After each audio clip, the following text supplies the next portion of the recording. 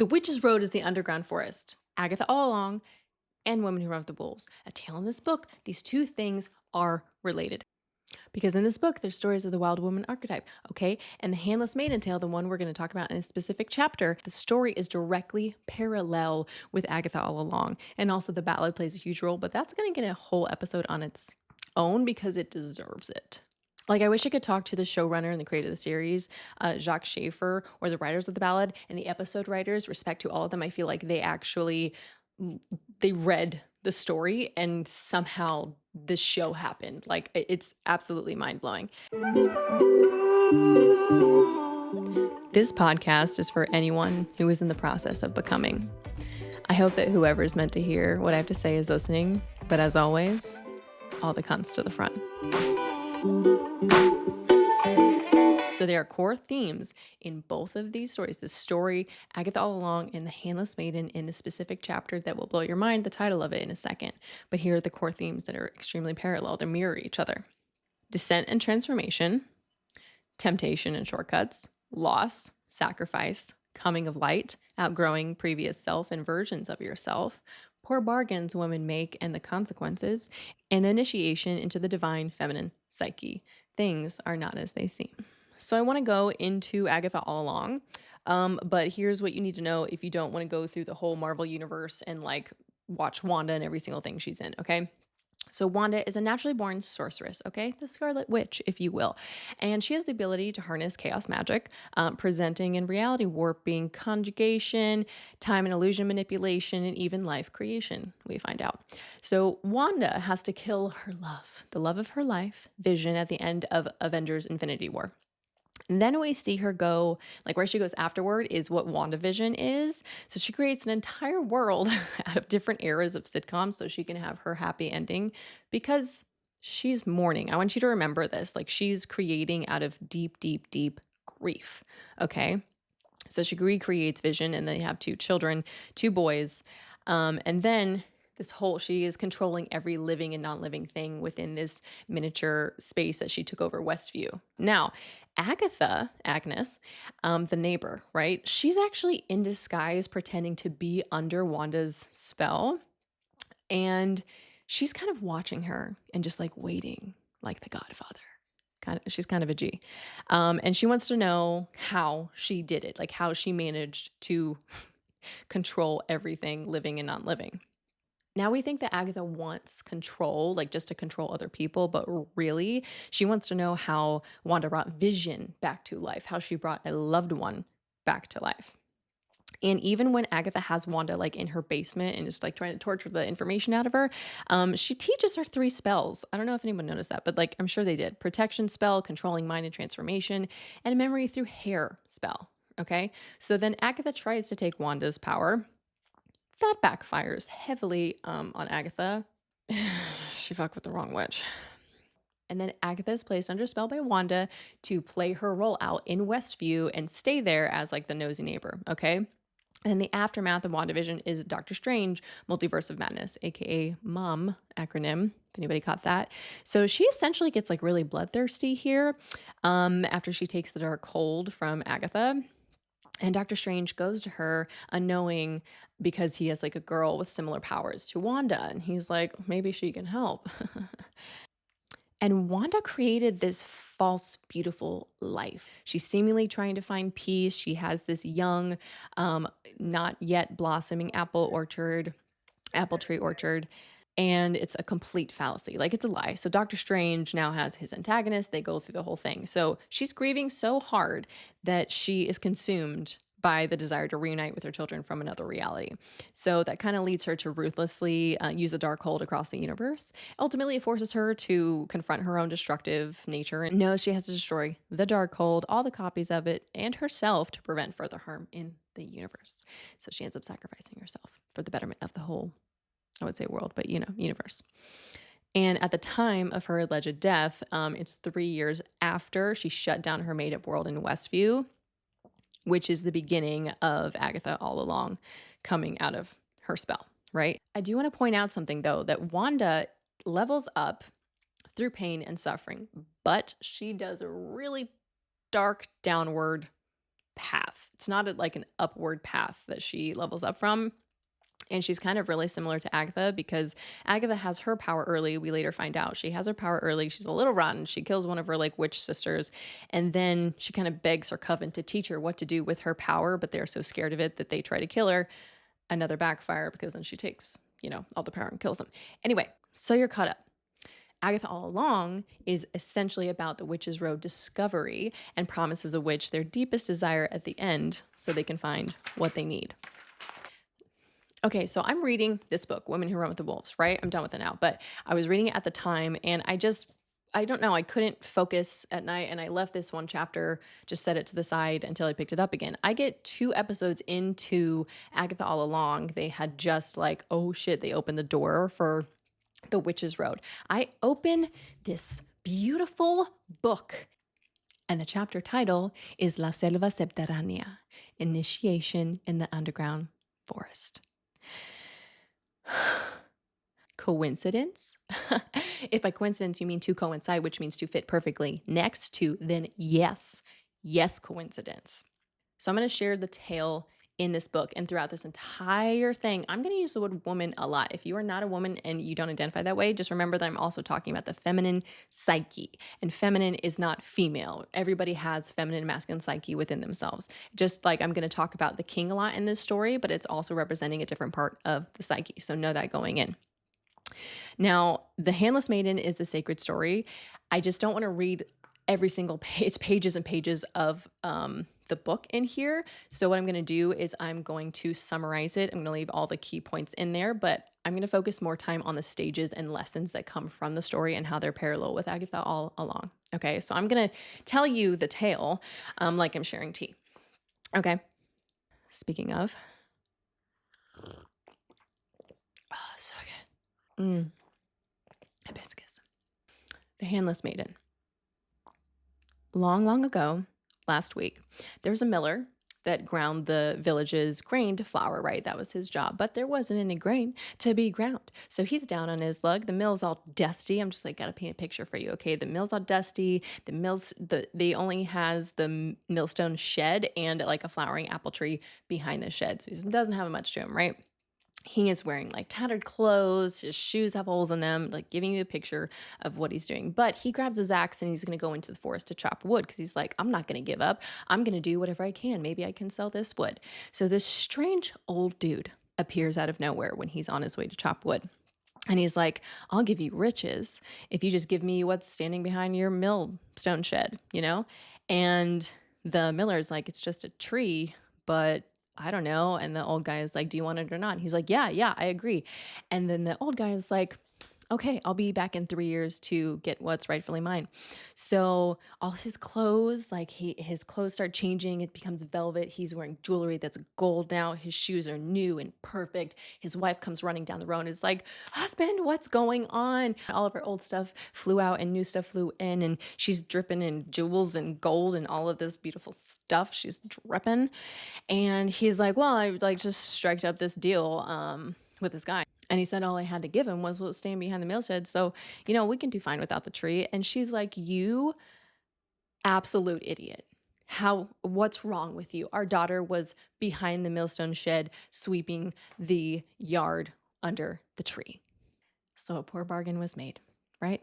So now there's 3 years, this girl, is knowing her fate. And then when the day comes, she's bathed, she dresses in white, she draws a circle of chalk around herself. I want you to remember all those things. And the devil shows up because that old dude was the devil, right? So he goes to like snatch her and he's like thrown back and he thinks, oh, like she's so clean, maybe that's what did it. So he tells her not to bathe. You're not to bathe anymore. I'll be back to get you. So she doesn't bathe. She kind of becomes like animal-like, right?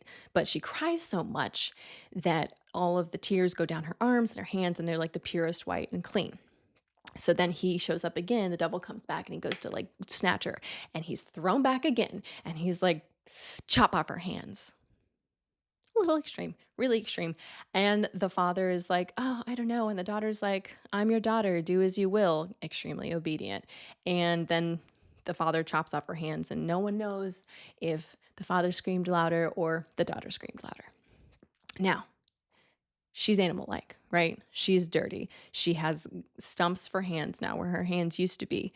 And again, she cries, cries and cries and cries. They go down her arms, and still, even without her hands, they're beautiful, pure and white limbs at the end of her arms, right? The devil goes to snatch her, cast back a final time. He loses the right to her. So, like, boom, he's pissed off. He goes off. And the parents are like, we're going to offer you riches and comfort and warmth. We'll just keep you in a tower. We're going to take care of you. Don't you worry. And then the girl's like, no, I think it's just better for me to go be a beggar girl and like figure it out.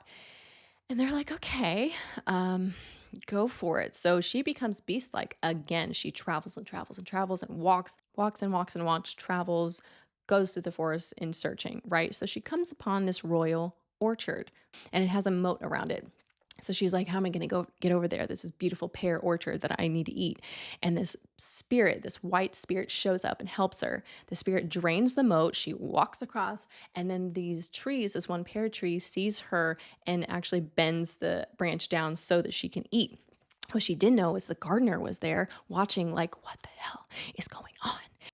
And then he goes back to the king and is like, this is what I just saw. So the next night, same thing, except this time the gardener and the king and his magician are waiting to see if this happens again. So the second night, same thing happens. She shows up, edge of the moat, spirit helps her cross it, drains it, crosses it, and another tree bends to feed her. Now, the king has the magician go up to her and be like, are you of this world? And she's like, I used to be of the world, but I'm not of this world. Uno reverse, you have no idea who I am. And then the king shows up and he's like, I will not forsake you. I'm going to take care of you.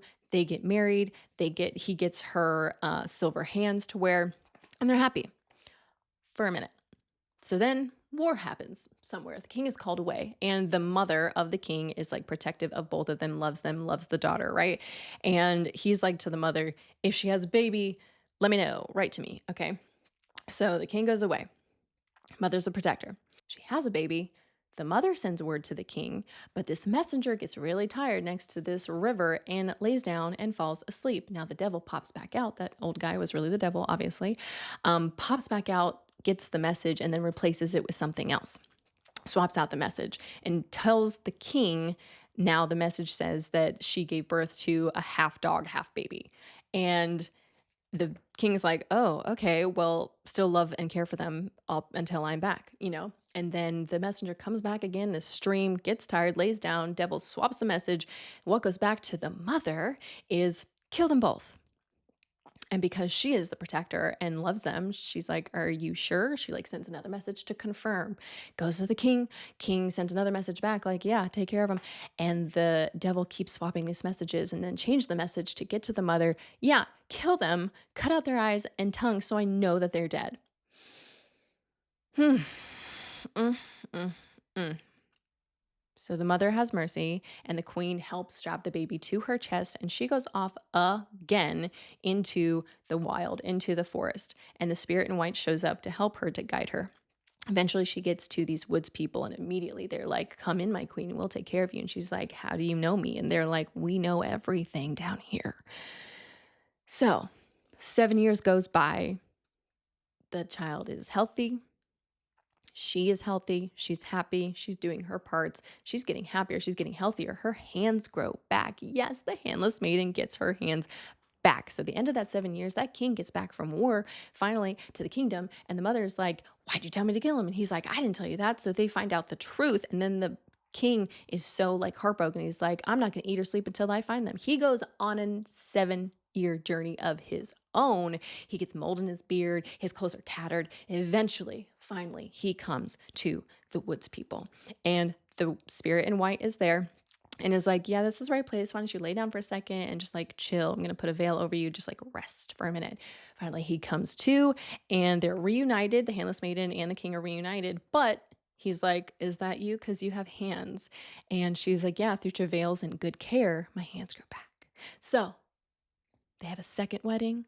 They're happy. They have more children. Those children tell 100 people. Those 100 people tell hundreds of other people the story of their parents. And that is how we have the tale today.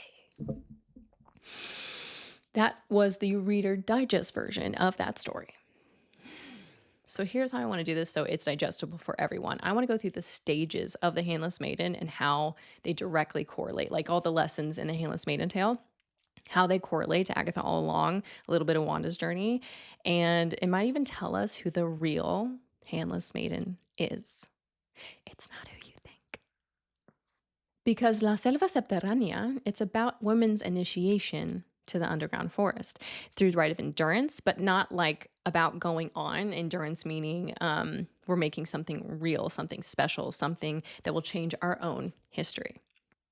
Stage 1, first lesson, to bargain without knowing. So we're looking at archetype psychology.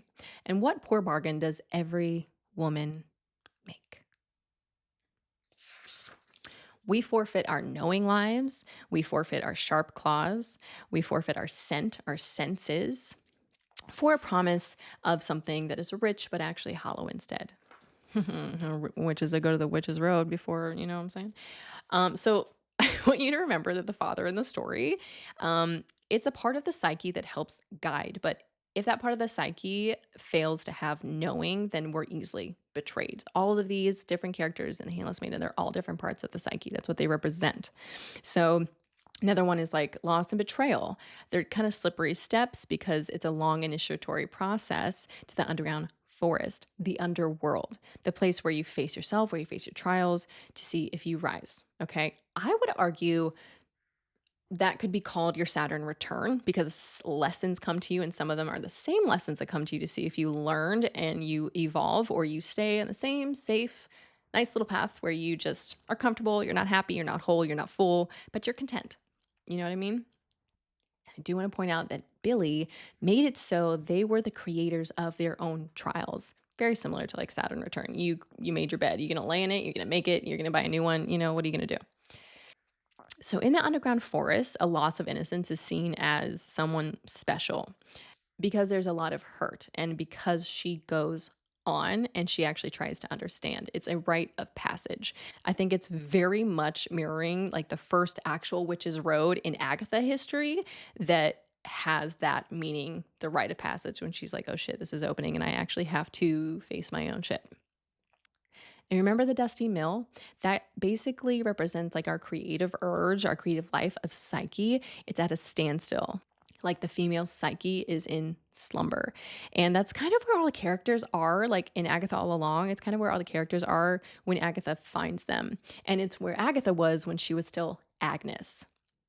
Now I want to look at the devil, right? The devil symbolizes a dark force of the psyche, the predator who needs and wants to suck up light, and prey are those unaware of their value. I actually think in the story, I think Agatha takes on a lot of different personifications of like the representations of the psyche, but I do think one of them is the devil because she's a predator for the majority of her life, kind of all of her life. Then you have the flowering apple tree symbolization. So it symbolizes a side of our nature that has roots that are sunk into the wild mother. It's like it's nurtured from below. Fruit is a symbol of maturation, of knowledge of that self. So Wanda tries to create this false like growth and knowing self because she makes this whole little, again, little mini, like, whole little mini world that she's like healing and evolving. And what is she growing? Apple trees. She's creating an orchard, but not actually. And then we remember the chopping of the wood, right? The miller goes out to chop wood because it's a sign that he's searching, that he's working. But ego always looks for an easy way out. And we know there's no such thing as a work-free transformation. And then he doesn't understand the bargain. And you know, even under the spell in episode 1 of Agatha All Along, Agnes is humming the ballad in her detective car. So her knowing is in her subconscious. But I also think there's really smart foreshadowing when Agnes, the detective, says these cases are always about the place, the town, and what's underneath it. Ugh, love that. AKA the underground forest. Now, in the first episode, a friend, a lover, Death, helps remind her who she is without actually telling her. What I really loved is she didn't scream, "You're Agatha." She just asked questions and then encouraged her to claw her way out when she started figuring it out. Now we're in the second stage. dismemberment. So the bargain's done. The collection is in 3 years, right? 3 years keeps popping up in the story and also Agatha All Along. So 3 years represents a time when a woman does not have clear consciousness about the fact that she herself is a sacrifice. Agatha, 3 years. Wanda, 3 years. Billy was going to sacrifice himself, 3 years. And those 3 years are supposed to be for the person to strengthen themselves to become as conscious as possible. I honestly think that Billy was the one who became the most conscious because he was figuring out who he was. So there's an old goddess ritual about bathing. It signifies purity. White gown, remember that? That's the garb of the descent to the land of the dead. Then you have the circle of protection. That's a sacred thought. Then you have the chalk circle of prayer. So in old religions, dressing oneself in purity and preparing for one's death makes one immune and inaccessible to evil. Lilia, we'll come back to her. We'll come back to her. Okay, so tears. So tears purify wounds, and tears by a pure heart are basically like holy water. The devil can't approach the handless maiden because she's both bathed and cried. Then the devil's goal is to remove her hands to fully dismember her. But what does that mean? That's trying to remove the psychic ability to grasp, to hold, to help others, and to help herself. Now, Agatha's goal has been to dismember others for many, many centuries because she would take her sister's power. So again, back to the story, the silver hands, those are supposed to symbolize the ability to die and return back to life. Cutting hands deepens descent and hastens the loss. We're going to talk about hands for just a second because Dr. Clarissa Pingola Estes talks about how hands are beings. Like in flamenco, they speak, they move. In religion, Mary Joseph and the wise men, their hands are open facing the child. The Virgen de Guadalupe, her hands are open. So there's power of hands throughout history because women touch people. Okay.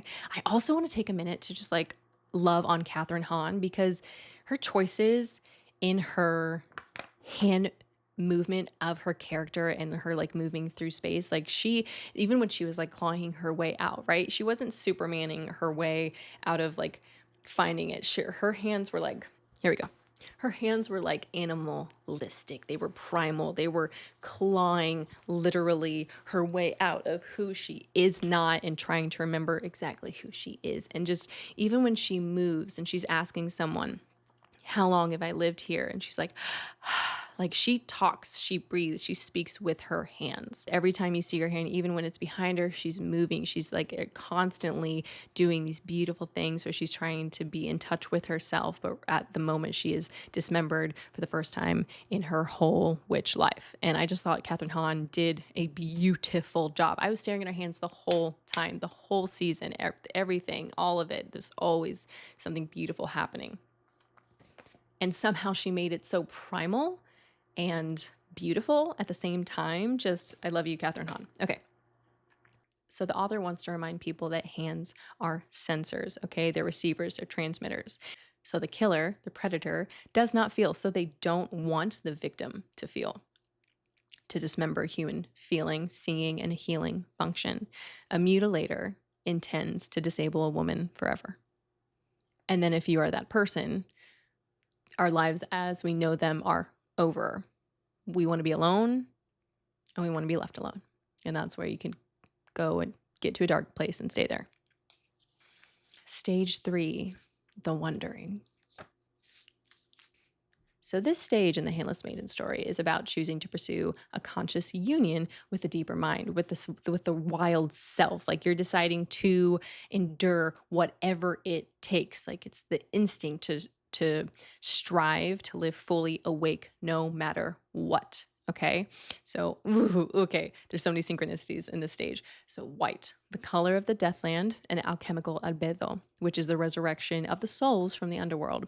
The color is a harbinger of the cycle of descent and return. And she writes something so beautifully in the book. There's this sentence that says, and yet we go vulnerably, for we have no grasping, no holding on to, no clinging to, no knowing, for we have no hands.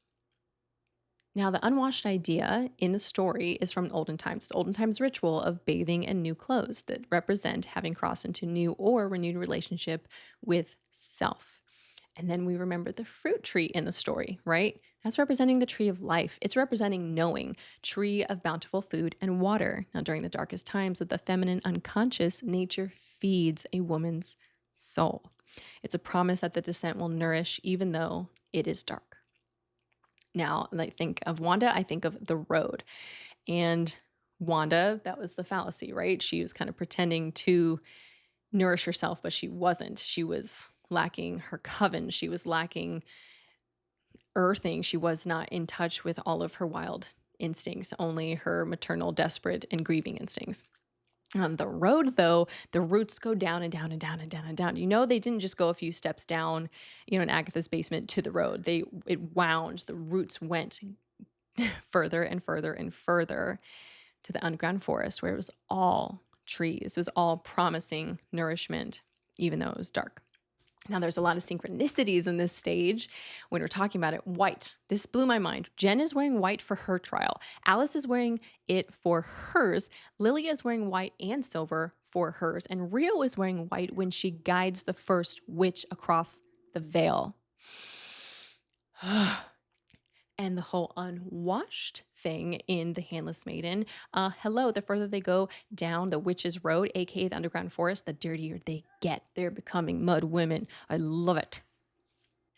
Real quick, I wanted to ask a kind favor. I'm trying to get to my first 5,000 subscribers on YouTube. Whatever platform you're listening to this on, I would appreciate the support and encouragement as I'm beginning my journey. Okay, back to the episode. Thank you. Fourth stage, finding love in the underworld. Rio and Agatha found love in the underworld. Ayo.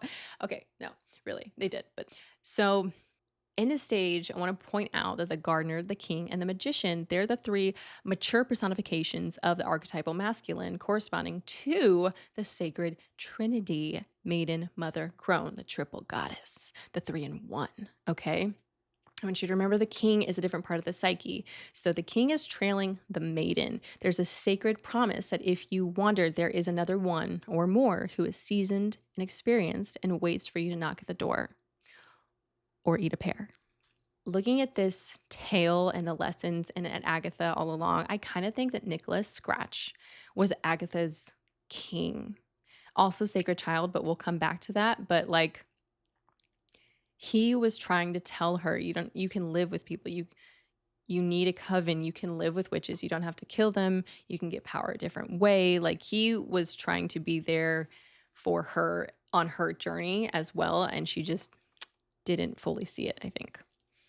Now, in the tale of the Handless Maiden, the devil is a life taker only, but in ancient women's initiation, the role is normally portrayed as the crone in her dual nature as life bringer, life taker, trouble causer. Sounds like somebody I know with pretty purple magic. Now we get to the life, death, life cycle. That's everything. This whole book is life, death, life cycle.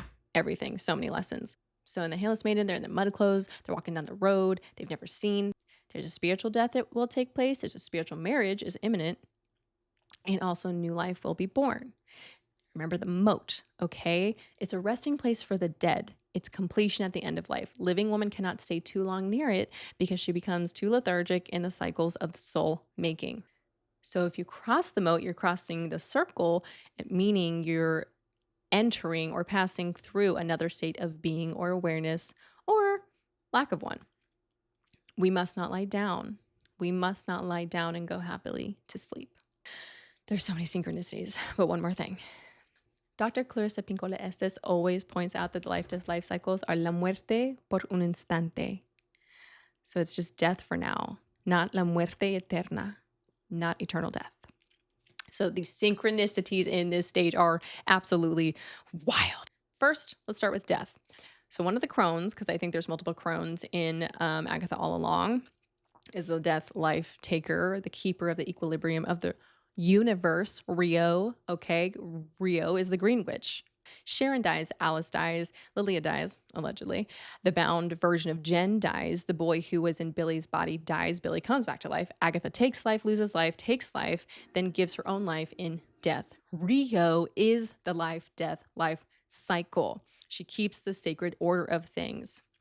It's about the cycle of all living things. She even says the growth and decay and constant flow.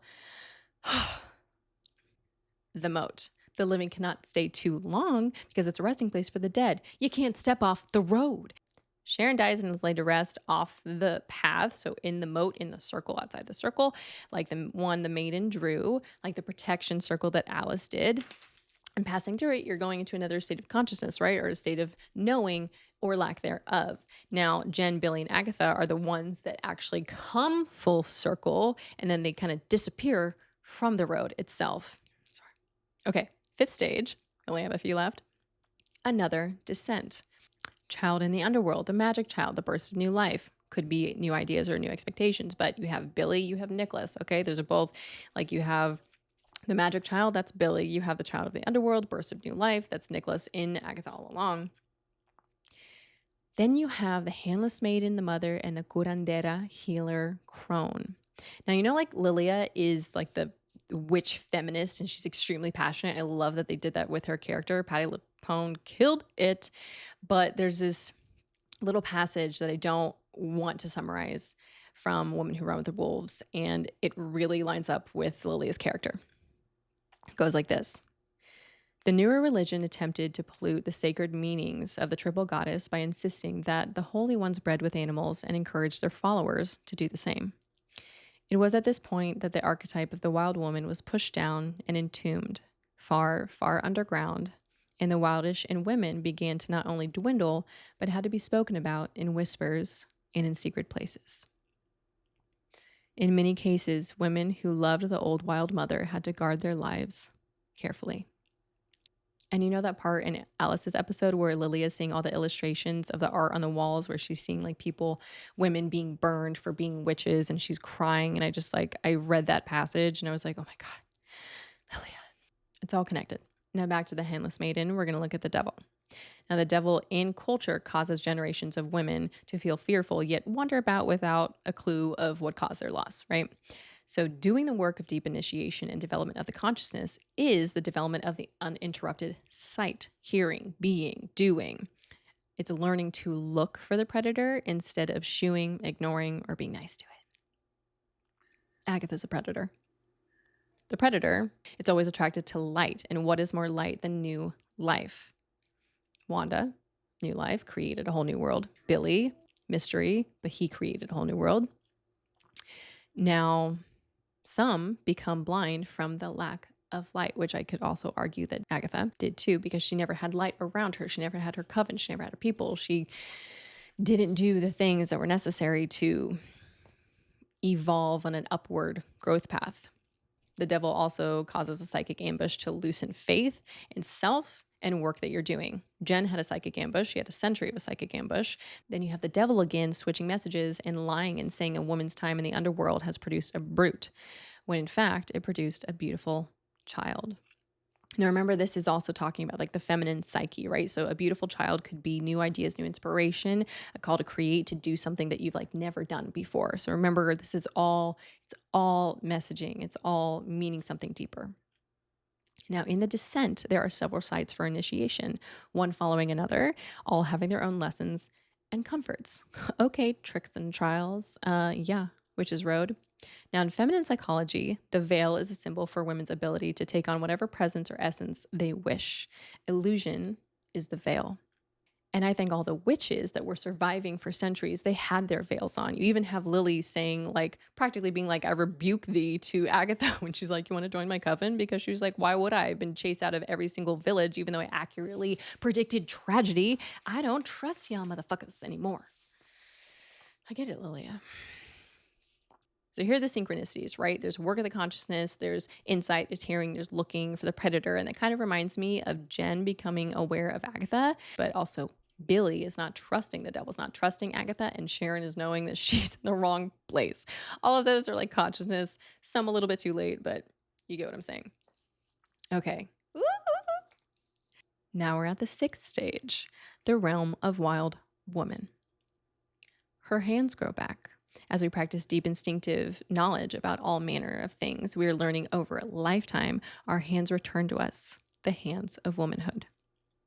Now I'm going to talk about Jen in a second, but I really want to focus on Lilia here because, Patti LuPone, love you. You did an amazing job. And the character itself, it was written so well. So in episode 7, Death's Hand in Mine, right?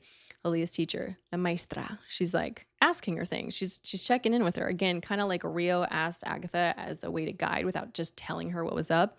Lilia's teacher asks, are you rooted in nature? No. Are you nimble with your craft? Like, meaning, are you responding to changes? Are you refining? Are you adjusting? Are you flexible? And she's like, no. Have you a coven? No. And she reminds her, your task is not to control, but to see. And then you have these beautiful cards. Her whole episode is written so well, but it's at the end, all of the cards that she pulls that she's been seeing this whole time. The Queen of Cups. She's the Queen of Cups. She's intuitive. She trusts herself. She trusts her inner knowing. She's empathetic.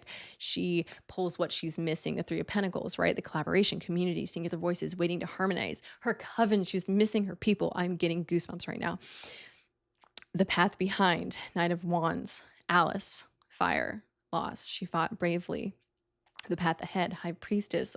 Jen, I love you. Immense spiritual power, unable or unwilling to use it. Obstacles, Three of Swords, heartbreak, sorrow, grief, what Agatha has experienced before. And then you have the destination. So you have the windfall, right? The tower, disaster, destruction, but reverse its miraculous transformation. And that's how she gets going to it, right? Lilia experiences her life out of order, and she realizes the Green Witch is actually the personification of death. So she knows her time is coming, and still she moves forward. She doesn't have fear anymore. She is knowing. She knows death is coming, and she faces it, and she has self-acceptance and peace.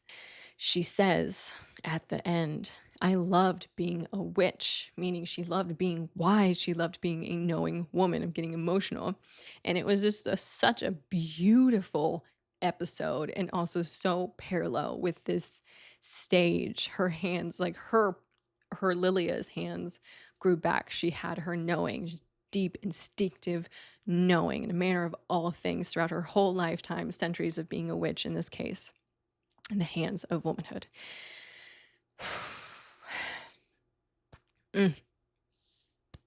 Stage 7, the last leg of the underworld journey. The wild bride and bridegroom and what they represent in the psyche. So in the stage, the handless maiden is no longer a frail, wandering soul. She's wizened with stories and counsel of the old wild mother, and she has hands. Now, there's no way I could paraphrase this, so I have to read it to you. Here at the end, the woman who has made the sustained ascent has melded together a sturdy quaternity of spiritual powers. The kingly animus, the child self, the old wild mother, and the initiated maiden. She has been washed and purified many times. Her ego's desire for the safe life is no longer lead dog. Now this quaternity leads the psyche. So remember, I was going to talk about the king, still representing a different part of the psyche, but it's the animus. The animus is like the part of the masculine psyche that is the doer, not just like the creative, oh my gosh, like you have to follow through, right? So the animus has a 7-year transformation, 7-year initiation of doing. Doesn't bathe for 7 years. He's doing the work in preparation to show and act true to the soul self. Now remember that the woman is no longer the woman that he married. Therefore, he must go and wander so he can grow, so he can level up to actually reach what she now requires of him, because she already basically provides what she requires for herself, right? So at this point, the woman could be slightly torn in two with the urge to go into the forest and not come out, to swim in the rivers, to climb and stay and be adventurous. But you must live topside as well. And remember in Lilia's episode, as the bad bitch that she is, she says as she's about to fuck everybody up in the room, when you successfully complete a trial, it's not good to overstay. You're welcome. AKA, you can't stay in the underworld. You can't stay there. You have to live topside as well. Or bad things can happen, like what happened to the Salem 7. Heyo! Okay, now back to Agatha All Along. Billy places Tommy's soul in a boy with the help of Agatha. Then you have Death versus Agatha. Billy gives back. Agatha takes the power. And for the first time, full circle moment, Agatha doesn't take all his power and then regresses almost immediately and lets Billy sacrifice himself until he reminds Agatha about Nicholas Scratch, about her king, psyche, what I think it would be like the king part of her psyche. And then she sacrifices herself and does the kiss of death. Also, I just want to point out this beautiful, masterfully done kind of mirroring full circle moment. Do you remember in episode 2 when Rio is fighting Agatha and Rio's on her back and just light as a feather step board comes straight up from the ground, right? And then when it's reversed and Agatha does the kiss of death, she is then light as a feather, stiff as a board, falls the exact same way. I just thought that was like a beautiful, I don't know what to call it, just a beautiful mirroring and kind of foreshadowing of opposites. Like, I just thought that was a full circle, kind of beautifully done in the show. I thought they did a great job. Now, remember, Agatha has a few different roles in the story. She's definitely the devil. She's definitely the predator. But she was attacked by her coven as a maiden, right? She had that maiden era, but a little bit of naughty maiden era, like she did revenge and a lot of murdering. But then she became a mother, and then she didn't change in her feminine psyche, really didn't really change. Her ego wanted the shortcut. She mothers the teen again, and then in the end sacrifices herself. She dies, and she becomes the guide, crone. Like Catherine Hahn's Agatha, her character arc is amazing because it goes, she does do maiden, mother, crone, but she also has devil in there. She also has, like, she kind of also has magical child, because that's what her mother, that's what who she was for her mother. Like, it's, and she has extremely crazy power. So it's kind of beautiful, all these different roles that that character took on. Now, remember when I said I was going to talk about Jen in a moment? This is that moment. She deserves so many moments. So Jen, Agatha, and Billy come full circle because the road is a circle. They're like, screw this. And then they get dropped into the growth trial, the grow lights trial. Okay. Jen learns it's Agatha who bound her, and she does an unbinding ritual. Now, this is so beautiful in so many different ways because she's saying, I deny your power over me. You hold nothing. And I kind of think about meditations and affirmations that we have to do to unlearn old ways and to rewire our brains and beliefs to honestly loving ourselves and allowing ourselves to be our most full, whole, beautiful, wild souls that we know are there. And Jen regains her full power. And it's so emotional. I teared up. I was like grasping my chest. I was just like, oh my God, it's so beautiful. The handless maiden's hands grow back. Jen gets her power back by declaring that the one who casts a spell no longer has power over her. She's the handless maiden. Jen is the handless maiden. She's the one. She went through hell.